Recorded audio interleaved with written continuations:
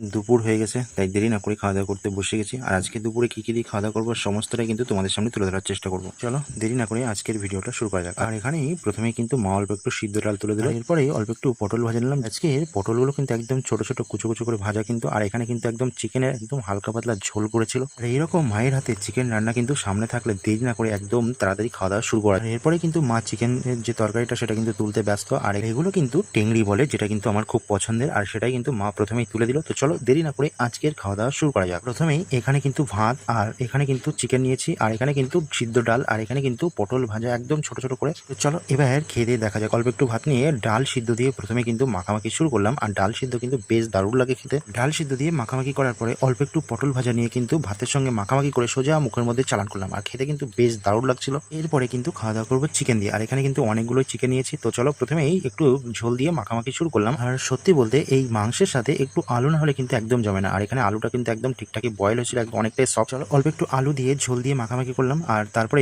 অল্প একটু মাংস ভেঙে নিলাম। আর মাংসটা কিন্তু একদম ফ্রেশ মাংস। তো চলো অল্প একটু ভাতের সঙ্গে মাখামাখি করে অল্প একটু ভাত নিয়ে সোজা মুখের মধ্যে চালান করলাম। আর আজকে তরকারিটা কিন্তু বেশ দারুণ লাগছিল। আর বাইরে কিন্তু প্রচন্ড গরমের ওয়েদার, আর গরমের মধ্যে কিন্তু এইরকম হালকা পাতলা ঝোলটাই কিন্তু বেশ দারুণ লাগে। ভিডিওটা এই পর্যন্ত দেখাচ্ছে, নেক্সট ব্লগে সবাই ভালো থাকবেন, সুস্থ থাকবেন, থ্যাংক ইউ।